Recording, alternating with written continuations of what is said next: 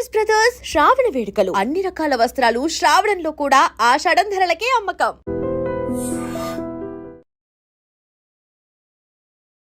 నమస్తే, welcome to I dream social spotlight with కవిత.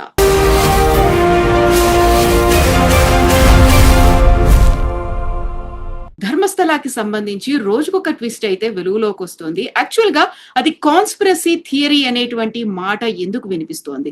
గుట్టల కొద్దీ శవాలు ఉన్నాయి, వందల సంఖ్యలో మహిళలు యువతులని అక్కడ ఖననం చేశారు అని చెప్పినప్పటికీ ఒక సంచలనాలు మిస్టరీ అయితే ధర్మస్థల చుట్టూ ఎందుకు కేంద్రీకృతమైంది? మనతో పాటుగా ఉన్నారు సిబిఐ మాజీ జేడీ లక్ష్మీనారాయణ గారు. సార్ నమస్తే. సార్ నమస్తే కవిత గారు. సార్, యాక్చువల్ గా ధర్మస్థలాకి సంబంధించి ఏమవుతోంది సార్? ఒక వ్యక్తి, అక్కడ పనిచేసిన వ్యక్తి, అక్కడ పారిశుద్ధ్య కార్మికుడిగా పనిచేసిన వ్యక్తి ఈ విధంగా జరిగిందని చెప్పేసి ఒక ఎఫ్ఐఆర్ రిజిస్టర్ చేయడం జరిగింది అక్కడ. సార్ అంటే 1998 నుంచి 2014 2005 వరకు అనుకుంటాను. ఆ సందర్భంలో 2014 వరకు సుమారుగా నేనే ఒక 100కు పైగా మృతదేహాలను నేను వాటిని అంత్యక్రియలు చేశాను, వాటిని పూడ్చిపెట్టడం జరిగింది అని ఆయన చెప్పాడు. దాని మీద ఒక ఎఫ్ఐఆర్ అనేది రిజిస్టర్ అయింది. ఆ తర్వాత కర్ణాటక మహిళా కమిషన్ ఏదైతే ఉందో వారు కూడా ప్రభుత్వానికి, ముఖ్యమంత్రికి ఒక లెటర్ రాయడం జరిగింది. ఆ తర్వాత వారు కూడా ఒక ఎస్ఐటిని ఏర్పాటు చేయడం జరిగింది. సో ఇప్పుడు ఎస్ఐటి వాళ్ళు ఈ ఇన్వెస్టిగేషన్ ఏదైతే ఉందో దాన్ని ముందుకు తీసుకువెళ్తున్నారు. అంటే అతను చూపించిన స్థలాలు ఏవైతే ఉన్నాయో వాటిని మార్క్ చేసి వాటిని అక్కడ యాక్చువల్గా ఏంటంటే ఖననం చేసిన ప్రాంతంలో మళ్ళా దాన్ని బయటికి తీయడం ప్రాసెస్ని ఎగ్జిబిషన్ అంట. దానికి స్థానిక తహసీల్దారు, రెవెన్యూ అధికారులు వారు పర్మిషన్ ఇవ్వాలి. వారి పర్మిషన్లు తీసుకొని అనుకుంటాను అక్కడ ఎగ్జిబిషన్లు కండక్ట్ చేసి అక్కడ ఏవైతే ఎముకలు ఇలాంటివి దొరుకుతున్నాయో వాటిని సేకరించి వాటిని ఫర్దర్గా డిఎన్ఏ అనాలిసిస్ కానీ మిగతా సైంటిఫిక్ అండ్ ఫోరెన్సిక్ సైన్స్ టెస్ట్ల కోసం వాళ్ళు ముందుకు తీసుకువెళ్తున్నట్టు మనం అక్కడ నుంచి న్యూస్ పేపర్లో కానీ మీడియా ఛానల్స్లో కానీ వస్తున్న ఇన్ఫర్మేషన్. కాకపోతే సార్, ఇప్పుడు ఎవరైతే మాజీ పారిశుద్ధ్య కార్మికుడు చెప్పాడో 13 ప్రాంతాల్లో ఇలా నా చేతులతో నేనే స్వయంగా వారిని ఖననం చేశాను, ప్రాపర్ గా వాళ్ళకి అంత్యక్రియలు జరగలేదు అనే వాదంతో మనకి ఇప్పటిదాకా దొరికింది 6th ప్లేస్ లో ఒక తల లేని ఒక స్కెల్టన్ దొరికింది. నిన్న మాత్రం కేవలం ఒక తల దొరికింది అని ఇంకో ప్రాంతంలో చూపించారు. అది కూడా మేల్ అయి ఉంటుంది అనుకున్నప్పుడు ఉమెన్ కి సంబంధించి ఇంత మంది అన్ఐడెంటిఫైడ్ లేకుంటే అన్యాచురల్ డెత్స్ ఎలా ఏమయ్యాయి సార్? అక్కడ నిజమేనా లేకపోతే అక్కడ ఏదైనా జరుగుతోందంటారా? చెప్పలేం. ఈ వ్యక్తి యొక్క స్టేట్మెంట్, ఈ వ్యక్తి యొక్క కంప్లైంట్లు కూడా నిజాలను కూడా పరిశీలించడం కూడా ఇన్వెస్టిగేషన్ లో ఒక భాగమే. కాబట్టి ఇతను ఎవరి పేర్లు తీసుకుంటాడో లేకుంటే ఇతనికి ఎవరైతే సహాయం చేశారో ఈ విధంగా చేయడానికి వారిని కూడా వెతికి వాళ్ళ స్టేట్మెంట్స్ కూడా తీసుకోవాల్సిన అవసరం ఉంటుంది. అంటే ఎఫ్ఐఆర్ రిజిస్టర్ చేయడం అంటే ఆ ఎఫ్ఐఆర్ నిజమో అబద్ధమో కూడా ఇంకా మనకు తెలియదు. సుప్రీంకోర్టు లలిత కుమారి జడ్జిమెంట్ లో ఏం చెప్పిందంటే ఎఫ్ఐఆర్ ఎవరు ఇచ్చినా కూడా అందులో నిజం ఉందా నిజం లేదా అన్నది ఎఫ్ఐఆర్ రిజిస్ట్రేషన్ స్థాయిలో ఎప్పుడు కూడా మనం దాన్ని ఆ విధంగా చూడకూడదు. ఏదైనా కాగ్నిజబుల్ అఫెన్స్ ఏదైతే జరిగిందో దాన్ని వెంటనే రిజిస్టర్ చేయాలి అని చెప్పి సుప్రీంకోర్టు ఆదేశించింది. కాబట్టి ఈ వ్యక్తి వచ్చి ఈ విధంగా నేను చేశాను అని చెప్పి దానికి సంబంధించిన ఫోటోలు కూడా అతను తన కంప్లైంట్ తో పాటు యాడ్ చేశారని చెప్పి అప్పుడు వెంటనే దాని మీద కేసు రిజిస్టర్ చేయడం జరిగింది. కేసు రిజిస్ట్రేషన్ అన్నది ఇన్వెస్టిగేషన్ కు ఒక శ్రీకారం మొదలు పెడతారనమాట. ఆ విధంగా ఎఫ్ఐఆర్ వచ్చేసి ఇన్వెస్టిగేషన్ కు ఒక ఫస్ట్ స్టెప్. ఆ తర్వాత ఇక టీమ్స్ ఫామ్ చేయడము, అతను చూపిన ప్రదేశాలకు వెళ్ళడం, అక్కడున్న ప్రాంతాన్ని పరిశీలించడం, ఆ తర్వాత అక్కడున్న ఎవిడెన్స్ ఏదైతే ఉందో దాన్ని బయటికి తీసుకురావడం, దాన్ని ఈ ఏవైతే అవశేషాలు ఉన్నాయో అవి మనిషివా నెంబర్ 1 మనిషివి అని నిర్ధారిస్తే అవి స్త్రీయా పురుషుడివా, సో దాన్ని బట్టి మళ్ళా వయస్సు ఎంత ఉండొచ్చు, ఇలాంటివన్నీ కూడా ఫోరెన్సిక్ అండ్ డిఎన్ఏ అనాలిసిస్ లో తేలుతుంది. ఆ తర్వాత అతను చూపిన ప్రదేశాలన్నింటిలో కూడా ఈ ప్రాసెస్ నడుస్తోంది. కేవలం మనకు వాళ్ళు అఫీషియల్ గా ఎక్కడ కూడా ప్రెస్ నోట్ కానీ ఏది రిలీజ్ చేయలేదు, కానీ ఇక్కడ ఈ మీడియాలోనూ తర్వాత యూట్యూబ్ ఛానల్స్ లోనూ వస్తున్న దాంట్లో 6వ నెంబర్ స్పాట్ లో కొన్ని అవశేషాలు దొరికాయి, అందులో అవి మనిషివని. ఇది ఎస్ఐటి ఇంతవరకు ఏమీ మాట్లాడలేదు. యాక్చువల్గా న్యూస్ ఛానల్స్ మాట్లాడుతున్నాయి. సో అందుకని ఎస్ఐటి వాళ్ళ ఇన్వెస్టిగేషన్ వరకు మనం వెయిట్ చేయాలి. ఆ తర్వాత వచ్చేసి వాళ్ళు ఏ విధంగా ముందుకు తీసుకెళ్తున్నారు అన్నది కూడా చూడాల్సిన అంశం. అసలు ఈ ఎఫ్ఐఆర్ లో తథ్యాలు ఉన్నాయా, దాని తర్వాత వీడి వెనకాల ఏదైనా మళ్ళా ఏదైనా కాన్స్పిరసీ యాంగిల్ ఉందా, లేకుంటే అక్కడ ఉన్న ధర్మస్థలాల్లో ఉన్న బోర్డు మెంబర్స్ని ఈ విధంగా వాళ్ళను డిఫేమ్ చేయడానికి ఏదైనా జరుగుతుందా, ఇవన్నీ కూడా ఇన్వెస్టిగేషన్లో భాగాలు. ఇన్వెస్టిగేషన్లో it is part of the investigation. So వాటన్నింటినీ కూడా ఈ స్పెషల్ ఇన్వెస్టిగేషన్ టీం అన్నది వాళ్ళు బయటికి తీసుకొస్తారు. టైం పడుతుంది దానికి. ఇమీడియట్గా మనకు మినిట్ టు మినిట్ మనకి రిజల్ట్స్ అన్నవి తెలియవు, కానీ ఫైనల్గా ఇందులో ఏం జరిగింది అన్నది మటుకు తెలియాలి. ఆ కంప్లైంట్ కరెక్టా లేదా, కంప్లైంట్ కరెక్ట్ అయితే ఎంతవరకు అందులో తథ్యాలు ఉన్నాయి అన్నది కూడా వెరిఫై చేస్తారు వాళ్ళు. సార్, అయితే సెకండ్ విక్టిమ్ కూడా వచ్చారు. జయంత్ అనే పర్సన్ తను ఆర్టీఐ కింద అప్లై చేస్తే 2000 నుంచి 2015 మధ్య కాలంలో అన్ఐడెంటిఫైడ్ డెత్ రికార్డ్స్ అనేది ఉన్నాయి. దాన్ని తగలబెట్టారు, కావాలని ఒక పోలీస్ ఆఫీసర్ తగలబెట్టాడు. అంటే ఆ కాలంలో జరిగినటువంటి మిస్సింగ్ కేసులు కావచ్చు, మర్డర్స్ కావచ్చు, లేకపోతే డెత్స్ అనేవి ఏవైతే ఉన్నాయో వాటన్నిటికీ సంబంధించి లెక్క అనేది లేకుండా పోతుంది కదా సార్, రిజిస్టరే లేనప్పుడు. ఎలా ఉంటుందంటే మొదటిది మిస్సింగ్, రెండోది వచ్చేసి అన్ఐడెంటిఫైడ్ డెడ్ బాడీస్. ఈ రెండు కేటగిరీ మనం చూడాలి అక్కడ. సో ఫర్ ఎగ్జాంపుల్ మిస్సింగ్ కేసులు అన్ని ఆ కాలంలో రిజిస్టర్ అయిన మిస్సింగ్ కేసుల్లో ఎంతమంది మళ్ళా రిటర్న్ వచ్చేసారు ఇంటికి అన్నదాన్ని తీసి, ఇంకా ట్రేస్ కాని కేసెస్ ఎన్ని అని చెప్పేసి వాటన్నిటిని కూడా లిస్ట్ తీయాలి. ఆ తర్వాత అదే టైంలో అన్ఐడెంటిఫైడ్ డెడ్ బాడీస్ కూడా ఉంటాయి. ఫర్ ఎగ్జాంపుల్ ఎక్కడో ఉన్న ప్రాంతం నుంచి వచ్చిన వ్యక్తి యొక్క డెడ్ బాడీ ఒక చోట దొరికితే ఆ వ్యక్తికి మళ్ళా లింక్ చేయడం అన్నది చాలా కష్టమైన పరిస్థితి. సో అలాంటి అన్ఐడెంటిఫైడ్ డెడ్ బాడీస్ కూడా ఏమైనా ఉన్నాయా అన్నది. ఎందుకంటే అన్ఐడెంటిఫైడ్ డెడ్ బాడీస్ దొరికినా కూడా వాళ్ళని చాలా రోజులు అక్కడ ఉంచరు. ఎందుకంటే దాంట్లో పోస్ట్ మార్టము ఇవన్నీ చేసేసిన తర్వాత బాడీ ఐడెంటిఫై చేసుకుంటే కొన్ని రోజులు మార్చురీలో పెడతారు, కానీ దాన్ని ఇండెఫినెట్ గా పెట్టలే. ఆ తర్వాత వాటికి రెగ్యులర్ గా ఈ అంత్యక్రియలు అవి చేస్తుంటారు అనమాట, అన్ఐడెంటిఫైడ్ డెడ్ బాడీస్ కూడా. సో ఆ విధమైన కేసులు ఏవి ఉన్నాయి అవి కూడా బయటికి తీయాలి. ఆ కాలంలో జరిగిన అన్ఐడెంటిఫైడ్ డెడ్ బాడీస్, తర్వాత ఆ పీరియడ్లో జరిగిన మిస్సింగ్ కేసెస్, వాటిలో ఇంకా అన్ట్రేస్డ్ మిస్సింగ్ కేసెస్ ఏవైతే ఉన్నాయో వాటన్నింటినీ కూడా పరిశీలించాల్సి ఉంటుంది. ఆ ఫ్యామిలీస్ యొక్క డిఎన్ఏ శాంపుల్స్ కూడా తీసుకోవాల్సి ఉంటుంది. తర్వాత ఇక్కడ ఏదైతే వీళ్ళు రకరకాల ప్లేసెస్లో ప్రదేశాల్లో వీటిని బయటికి తీసే ప్రయత్నాలు తీస్తున్నారో, ఇన్ కేస్ అవి బయటకు వచ్చిన తర్వాత వీటి యొక్క డిఎన్ఏ కూడా తీసుకొని వీటన్నిటితో మ్యాచ్ చేయాల్సి ఉంటుంది. ఆ తర్వాతనే మనము ఈ పలానా ఈ ఎముకలు అన్నవి, బోన్స్ అన్నవి ఈ ఫ్యామిలీకి సంబంధించిన వాళ్ళవి అన్నది నిర్ధారణ చేయవచ్చు. సో ఇదంతా కూడా ఇన్వెస్టిగేషన్ లో ఒక డీటెయిల్డ్ ప్రాసెస్ అన్నది జరుగుతుంది. సో ఆ ప్రాసెస్ లోనే ఎస్ఐటి వాళ్ళు ఇప్పుడు ముందుకు వెళుతున్నారని నేను అనుకుంటాను. సార్, ఒకవేళ రికార్డే లేదు అన్నప్పుడు ఎలా క్యాలిక్యులేషన్స్ అనేవి ఉంటాయి సార్, ఎలా ఐడెంటిఫై చేస్తారు అసలు? రికార్డు ఉంటుంది, ఎందుకంటే నేను అన్నట్టు మిస్సింగ్ దానికి కూడా రికార్డు ఉంటుంది. మిస్సింగ్ కేసెస్ను పోలీస్ స్టేషన్లో రిజిస్టర్ చేస్తారు. ఆ మిస్సింగ్ ఎవరు ఇచ్చారు కంప్లైంట్, తర్వాత ఆ మిస్సింగ్ పర్సన్ యొక్క డీటెయిల్స్ ఏంటి, ఇవన్నీ కూడా మన రికార్డ్స్లో ఉంటాయి. అదేవిధంగా అన్ఐడెంటిఫైడ్ డెడ్ బాడీస్ ఏవైనా దొరికినా కూడా అక్కడ అప్పటి కాలంలో ఉన్న post mortem reports, inquest reports ఇవన్నీ కూడా అక్కడ దొరుకుతాయి మనకి. సో వీటన్నిటిని కూడా వాటిను మ్యాచ్ చేయాలి. అంటే అది అంత సులభతరమైన ఇన్వెస్టిగేషన్ కాదు. ఈ ఇన్వెస్టిగేషన్ చాలా ఛాలెంజింగ్ ఇన్వెస్టిగేషన్, కష్టతరమైన ఇన్వెస్టిగేషనే, కానీ డీటెయిల్డ్గా ఓపిక్గా చేయాల్సిన ఇన్వెస్టిగేషన్. సో 95 నుంచి 2014 మధ్య కాలంలో, అంటే 20 ఏళ్ల పాటు జరిగిందంటే అది కూడా జరిగి 11 ఏళ్ళు అవుతోంది. ఎంత లెంతీ అండ్ లెబోరియస్ ప్రాసెస్ అవుతుంది సార్ ఇదంతా? అంతే కదా, మరి ఇన్వెస్టిగేషన్ అంటే అలాగే ఉంటుంది. ఇన్వెస్టిగేషన్ అంటే ఇటువంటి కేసెస్లో ముఖ్యంగా ఇవన్నీ బ్లైండ్ ఇన్వెస్టిగేషన్స్ అని కూడా అంటుంటాం మనం. ఇవి చాలా డిఫికల్ట్ కేసెస్ ఇవన్నీ కూడా ఇన్వెస్టిగేట్ చేయడం. సో అయినా కూడా ఇది ఒక ఛాలెంజ్. అంటే సాధారణంగా చిన్న కేసు ఇన్వెస్టిగేట్ చేయడం అది అందరూ చేయగలరు, కానీ ఇటువంటి కాంప్లికేటెడ్ ఇన్వెస్టిగేషన్ చేయాలంటే చాలా ఓపిక్గా, చాలా డీటెయిల్డ్గా, తర్వాత మల్టీ డిసిప్లినరీ టీమ్స్ను ఫామ్ చేసి ఇవన్నీ కూడా చేయాల్సిన అంశం. It is not impossible, but it is with lot of strain, తర్వాత లాట్ ఆఫ్ ఎఫర్ట్స్ పెట్టాల్సిన ఇన్వెస్టిగేషన్ ఇది. సార్, అక్కడున్నటువంటి విలేజెస్ లోకలైట్స్ అయితే ధర్మస్థల, ఉజిరే ప్రాంతాల్లో 1979 నుంచి ఇలాంటివి జరుగుతూ వస్తున్నాయి అన్నప్పుడు అందులో కొంతమందికి ఏమో తాంత్రిక శక్తుల కోసం ఇలాంటి పూజలు చేశారు అనేది, కొంతమంది ఏమో సూసైడ్స్ కోసం అక్కడికి వస్తారు, మోక్షం లభిస్తుంది అనేది, ఇప్పుడేమో అత్యాచార బాధితులు. బట్ ఫైండ్ అవుట్ చేసిందేమో ఒక మేల్ స్కెలిటన్ ని ఫైండ్ అవుట్ చేశారు. సో మీ ఎక్స్పీరియన్స్ లో యాక్చువల్ గా ఈ ధర్మస్థల ఇలాంటి ఇన్సిడెంట్స్ గురించి ఎప్పుడైనా విన్నారా సార్ మీరు? భారతదేశంలో ఇలాంటి మాస్ కిల్లింగ్స్ అన్నవి చాలా ఇన్సిడెంట్స్ జరిగాయి.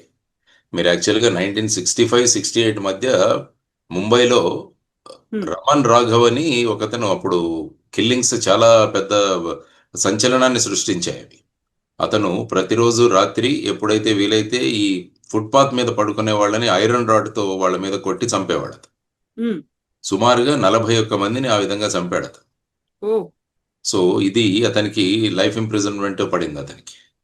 తర్వాత మీరు పూణేలో చూసుకుంటే 1976, 77 మధ్య జోషి అభ్యంకర్ మర్డర్స్ అని నలుగురు కాలేజ్ స్టూడెంట్స్ ఒక 10 మందిని వాళ్ళ డబ్బుల కోసం చంపేస్తారు. ఇదొక హ్మ్. సెన్సేషనల్ కేస్ అప్పుడు.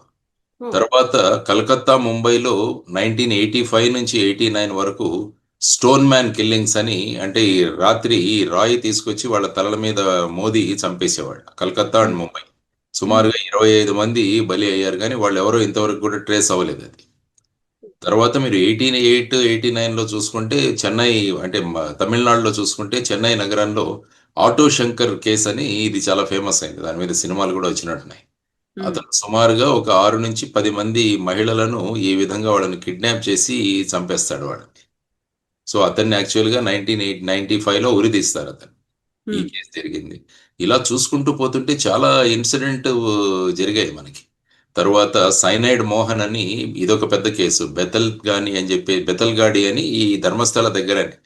అతను హ్మ్. సుమారుగా ఒక 20 మంది ఆడవాళ్ళని పెళ్లి చేసుకుంటానని చెప్పి వాళ్ళని పెళ్లి చేసుకొని ఫేక్ డాక్యుమెంట్స్ సృష్టించి, ఆ తర్వాత వాళ్ళని ఈ ఫ్యామిలీ ప్లానింగ్ పిల్స్ అని చెప్పేసి సైనైడ్ మాత్రలిచ్చేసి వాళ్ళని చంపేసాడు. ఓహ్! సో, అది సైనైడ్ మోహన్ కేస్ అంటారు దాన్ని. హ్మ్. సో, అతనికి గూడా మల్టిపుల్ డెత్ సెంటెన్సెస్ అతనికి పడ్డాయి. తర్వాత నిఠారీ కిల్లింగ్స్ అని 2005, 6లో నోయిడాలో జరిగాయి ఇవి. హ్మ్. నోయిడాలో సుమారుగా 18 మంది, 20 మంది మహిళలను, పిల్లలని చంపేసి నిఠారీ కిల్లింగ్స్ అని అది గూడా ఒక ఫేమస్. సో, ఈ విధంగా మీరు చూసుకుంటూ పోతుంటే ఇలాంటి ఇన్సిడెంట్స్ జరుగుతూనే ఉన్నాయి అనేక ప్రాంతాల్లో. సో, ఇది కూడా ఒక ఆ విధమైన సంచలనాన్ని సృష్టించిన కేసు. నేను చెప్పిన ఆ పైన కేసులన్నీ కూడా ఆ సమయంలో చాలా సంచలనమైన కేసులయ్యాయి ఇవన్నీ గూడా. హ్మ్. సో, ఇలాంటి ఇది. తర్వాత సతీష్ అని కాన్పూర్ స్కూల్ కిల్లింగ్స్ అని గూడా 2001లో ఒకటి జరిగింది కేసు. అందులో హ్మ్. కూడా సుమారుగా సతీష్ అన్న వ్యక్తి 14 మంది చిన్న పిల్లవాళ్ళని వాళ్ళని మర్డర్ చేస్తాడన్నమాట. సో, ఓహ్! ఇది గూడా అతను గూడా డెత్ సెంటెన్స్ ఇచ్చారతనికి. సో, ఇలాంటి కేసుల కోవలో ఈ కేసు గూడా ఇప్పుడు సంచలనం సృష్టిస్తోంది. దానిలో సత్యాసత్యాలు బయటికి తీసుకురావాల్సిన పనిలో ఎస్ఐటీ ఉందన్నమాట. సార్ అక్కడేమో ఇండివిడ్యువల్స్ చేశారు. లేకుంటే ఒక కొంతమంది గ్రూప్ ఆఫ్ పీపుల్ పదుల సంఖ్యలో జరిగాయి. డిఫరెంట్ ప్లేసుల్లో. బట్ ఇదంతా కూడా ఒక ధర్మస్థలం, తీర్థక్షేత్రం చుట్టూ జరుగుతున్నటువంటి వ్యవహారం. దశాబ్దాల తరబడి అవుతోంది. రాజకీయం పలుకుబడి అక్కడున్నటువంటి అధికారులు, పోలీసులు అందరూ కలిసి అణగదొక్కుతున్నారు. బయటికి రాకుండా చేశారు అనేదే కదా విజిల్ బ్లోవర్స్ చెప్తోంది. యాక్చువల్‌గా ఇంత పెద్ద పవర్ లాబీయింగ్ అనేది అవుతున్నప్పుడు, ఇంత ప్రెషర్ అనేది అక్కడున్నప్పుడు ఎట్ ద సేమ్ టైమ్ మళ్ళీ కాన్స్పిరసీ థియరీ అనేది వస్తోంది కదా సార్. ఇప్పుడు దీన్ని ఐడెంటిఫై చేయడం అనేది అంత ఈజీ కాదు అనుకున్నప్పుడు ఎంత టైం పడుతుందనుకుంటున్నారు సార్ మీరిది?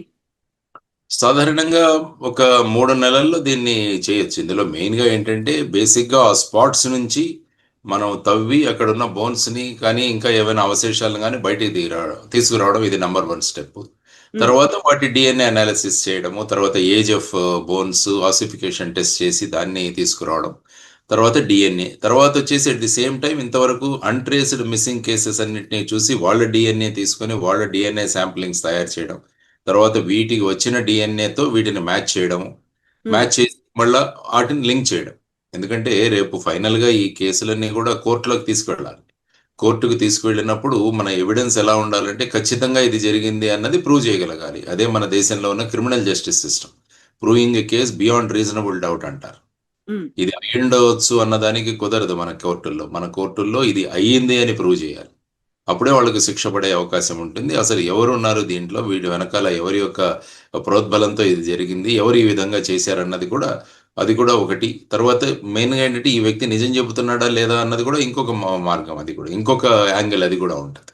ఈ హ్మ్. వ్యక్తి నిజం చెబుతున్నాడా? లేదా? అన్నది కూడా ఆ దృష్టి నుంచి ఎవరినైనా ఈ విధంగా ఫిక్స్ చేయడానికి చేస్తున్నారా? అన్నది కూడా ఒక వైపు వాదనలు వినిపిస్తాయి. సో, ఇన్వెస్టిగేషన్‌లో రేపు ఇవన్నీ కూడా కోర్ట్‌లోకొస్తాయి. హ్మ్. కాబట్టి ఎవరైతే వ్యక్తులున్నారో వారు ఈ విధమైన వాదనలు కూడా తీసుకొస్తారు. కాబట్టి ప్రాసిక్యూషన్ అన్నది, ఇన్వెస్టిగేషన్ అన్నది వీటన్నిటికి కూడా ఒక సమాధానం ఇవ్వాలి. అప్పుడే ఆ కేసు రేపు కోర్ట్‌లో వెళ్లి నిలుస్తుందన్నమాట. సో ఆ విధంగా నేను అనుకోవడం ఒక 3 నెలల నుంచి 6 నెలల లోపల దీన్ని, ఎందుకంటే వాళ్ళు ఆల్రెడీ ఒక 35-40 మందితో ఈ స్పెషల్ ఇన్వెస్టిగేషన్ టీం ఏర్పాటు చేశారని నేను పేపర్లో చదివాను. చిన్న చిన్న టీమ్స్గా వాళ్ళను డివైడ్ చేశారు. తర్వాత ఫోరెన్సిక్ ఎక్స్పర్ట్స్ కూడా వాళ్ళకి మద్దతుగా ఉన్నారు. సో ఇవన్నీ కూడా చేసుకుంటూ పోతే వీటిని, ఎందుకంటే మొదలు పెట్టగానే కొన్ని దొరికినా కూడా అట్లీస్ట్ వాటిలతో చార్జ్ షీట్స్ ఫైల్ చేయడం కూడా మొదలు పెట్టచ్చు వాళ్ళు. సో స్టార్టింగ్ లో ఇప్పుడు జరుగుతున్న ప్రయత్నాలు మనం చూడాలి. Sir, way back in 20 years, 25 years, 30 years అలాంటివి ఏమైనా ఐడెంటిఫై చేసినప్పుడు డిఎన్ఏ టెస్ట్ చేయడం అనేది అంత ఈజీ అయినా సార్? దాంతో ఐడెంటిఫై చేయొచ్చు అంటారా? అంటే అది కూడా ఒక మెథడ్స్ ఉంటాయి. డిఎన్ఏ అన్నది, ఎందుకంటే మనకి ఏదైనా బాడీలో ఒక పార్ట్ దొరికితే దాని నుంచి డిఎన్ఏ తీయడానికి అవకాశం ఉంది మనకి. సో అది మీరు అన్నట్టు కూడా ఇది కూడా ఒక ఛాలెంజ్. డిఎన్ఏ శాంప్లింగ్ చేయడం కూడా ఇట్స్ ఎ బిగ్ ఛాలెంజ్. ఎందుకంటే అప్పుడు ఇమీడియట్ గా ఉన్న డెడ్ బాడీ నుంచి డిఎన్ఏ కలెక్ట్ చేయడం చాలా సులభం. కానీ ఇన్ని సంవత్సరాల తర్వాత ఆ తర్వాత ఇవన్నీ కూడా బోన్స్ గా కన్వర్ట్ అయినప్పుడు బోన్ నుంచి కూడా డిఎన్ఏ తీసేయడం అది ఒక మెథడాలజీ అయితే ఉంది. కానీ ఇట్స్ నాట్ కష్టతరమైనదే, కానీ ఇట్ ఈస్ నాట్ ఇంపాసిబుల్. దాన్ని తీస్తారు. సార్, ఇప్పుడు నేత్రావతి నది కావచ్చు, లేకుంటే అక్కడ వెస్టర్న్ ఘాట్స్ అనేవి దట్టంగా ఉన్నాయి. అట్ ద సేమ్ టైం వానలు వరదలు వచ్చినప్పుడు అక్కడ కొట్టుకుపోయే ఛాన్సెస్ కూడా ఎక్కువ ఉంటాయి కదా సార్. ఏవైతే 13 స్పాట్స్ ఐడెంటిఫై చేశారో అనుకున్నప్పుడు 20-25 ఏళ్ల తర్వాత అక్కడ ఉన్నటువంటి ఎకాలజీ అంతా మారిపోయి ఉంటుంది కదా సార్. ఉంటుంది. ఇవన్నీ కూడా రేపు ఇన్వెస్టిగేషన్ లో, తర్వాత రేపు ట్రయల్లో వచ్చే అంశాలే ఇవన్నీ. సో డెఫినెట్గా రేపు ఎవరైనా నిజంగా ఇవి చేసి ఉంటే వాళ్ళందరూ కూడా ఇవన్నీ కూడా సందర్భాలు బయటికి తీసుకొస్తారు. వాళ్ళ డిఫెన్స్ని వాళ్ళని సమర్థించుకోవడానికి. అసలు జరగలేదు, ఇవన్నీ కూడా ఎక్కడి నుంచో కొట్టుకొచ్చాయి, ఇలా రకరకాల వాదనలు అక్కడ తీసుకొచ్చే అవకాశం ఉంటుంది. కాబట్టి రేపు వచ్చే వాదనలన్నీ కూడా పరిశీలించి వాటిని ఎలాగ కౌంటర్ చేయాలన్నది కూడా ఇన్వెస్టిగేషన్ ఆర్ ఇన్వెస్టిగేటర్స్ ముందున్న ఒక ఛాలెంజ్. సో వాళ్ళు ఈ అంశాలు కూడా పరిశీలించాల్సిన అవసరం ఉంటుంది. మీరు వెళ్ళొచ్చారా సార్ ధర్మస్థల గురించి? మీకు ఇంత ముందు లేదు, తెలుసా? నేను ధర్మస్థలకైతే వెళ్ళాను. నేను అది ఒక పెద్ద తీర్థక్షేత్రం. అది మంజునాథుడి ఆలయం ఉంది అక్కడ. అది ధర్మస్థల ట్రస్ట్ కూడా చాలా పెద్ద ట్రస్ట్. అక్కడ ఆల్మోస్ట్ మేము వెళ్ళినప్పుడు కూడా వేల సంఖ్యలో అక్కడ భక్తులు చూసాం మేము. అక్కడ అన్నదానాలు కూడా అదే స్థాయిలో అన్నదానాలు ఉంటాయి. వాళ్ళు కూడా ప్రసాదం కూడా అరేంజ్ చేస్తారు అక్కడ. వాళ్ళు కూర్చొని అక్కడ కూడా ప్రసాదం కూడా స్వీకరించడం జరిగింది. ఆ ప్రదేశం చాలా ధార్మిక స్థలము, విశిష్టమైన. కర్ణాటకనే కాదు, అనేక రాష్ట్రాల నుంచి కూడా ప్రజలు అక్కడికి వెళతారు. ధర్మస్థల అన్నది is one of the very important pilgrimage centres మన ఇండియాలో. సో అటువంటి ప్రాంతంలో ఇది జరిగింది అనడం తలుచుకుంటే చాలా ఆందోళనకరమైన విషయం ఇది. సో ఇందులో నేను బేసిక్గా అదే చెప్పాను, ఎఫ్ఐఆర్లో ఉన్న తథ్యాలు పరిశీలించాల్సిన అవసరం కూడా ఉంది. అక్కడ ఏదైనా మళ్ళీ మేనేజ్మెంట్లో గొడవలు ఏవైతే ఉన్నాయా ఇవి కూడా బయటికి తీసుకురావాల్సిన అవసరం. అంటే ఒక గ్రూప్ని ఇంకొక గ్రూప్ డిఫేమ్ చేయడం, లేకుంటే వీళ్ళకి ఏదైనా పొలిటికల్ అఫిలియేషన్స్ ఉంటే అపోజిషన్ పార్టీస్ ఏమన్నా ఈ విధంగా డిఫేమ్ చేయడానికి ఏమన్నా ప్రయత్నాలు. ఎందుకంటే ఇన్వెస్టిగేషన్లో everything should be ruled out. అదే ఇన్వెస్టిగేషన్ అవుతుంది అన్నమాట. 13 స్పాట్స్ అన్నారు, 11 స్పాట్స్ అయిపోయాయి. ప్రామినెంట్ గా ఎస్ ఐడెంటిఫై చేశాము అనేంతగా అయితే అక్కడ కనిపించట్లేదు. ఎట్ ద సేమ్ టైం అక్కడ ఉన్నటువంటి జైన్ గ్రూప్స్ కూడా మేము ప్రొటెస్ట్ చేస్తాము, ఎందుకంటే మమ్మల్ని డిఫేమ్ చేసే ప్రయత్నం జరుగుతోంది, కావాలని మమ్మల్ని వాడుకుంటున్నారు అనేటువంటి మాట కూడా వాడు యూజ్ చేస్తున్నారు. పాలిటిక్స్ కూడా ఎంటర్ అయ్యాయా అనిపిస్తోంది. ఇన్ని రకాల గ్రూప్స్ ఉన్నాయి. ఉంటుంది, అంతే కదా. ఎందుకంటే బేసిక్ గా ఒక వ్యక్తి ఇచ్చిన ఎఫ్ఐఆర్ తో ఇది మొదలైంది. ఆ వ్యక్తి ఇచ్చిన ఎఫ్ఐఆర్ లో కూడా నేను ఇంతకుముందు చెప్పినట్టు ఎఫ్ఐఆర్ రిజిస్ట్రేషన్ స్టేజ్ లో అందులో నిజం ఉందా లేదా అన్నది పరిశీలించాల్సిన అవసరం లేదు. ఎఫ్ఐఆర్ అయితే రిజిస్టర్ చేయాలి.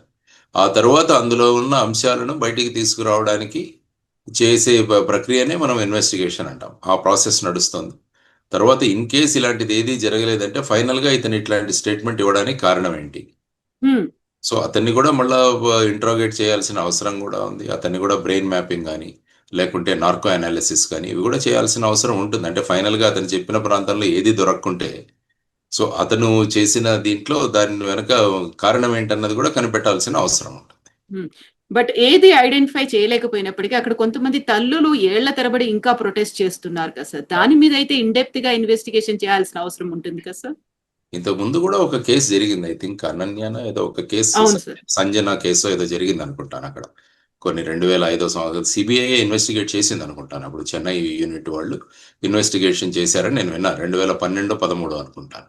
సో ఆ కేసు కూడా అక్కడ చాలా దీనికి గురి అయింది. అప్పుడు కూడా చాలా ప్రొటెస్ట్లు ఇవన్నీ కూడా జరిగాయి. ఫైనల్ గా ఐ థింక్ అక్కడ హైకోర్టు ఈ కేసుని సిబిఐ కూడా అప్పచెప్పడం జరిగింది. సో ఈ విధంగా అలా ఆలోచించుకుంటే ఒక ఇంటి నుంచి ఒక వ్యక్తి మిస్ అయినప్పుడు ఖచ్చితంగా ఆ ఇంట్లోని వ్యక్తులకు ఈ వ్యక్తి ఏమయ్యారు అన్నది వాళ్ళ ఉంటుంది. ఎప్పుడు ఆవేదన మనం ఎప్పుడూ కూడా గుర్తించాలి. ఎందుకంటే వాళ్ళు ఎక్కడో చోట ఉంటారు, దొరుకుతారు అన్న భావనలోనే వాళ్ళు ఉంటారు. ముఖ్యంగా మహిళలు, పిల్లలు మిస్సింగ్ అన్నది చాలా సీరియస్ గా తీసుకోవాలి ఏ పోలీస్ ఇన్వెస్టిగేషన్ కూడా.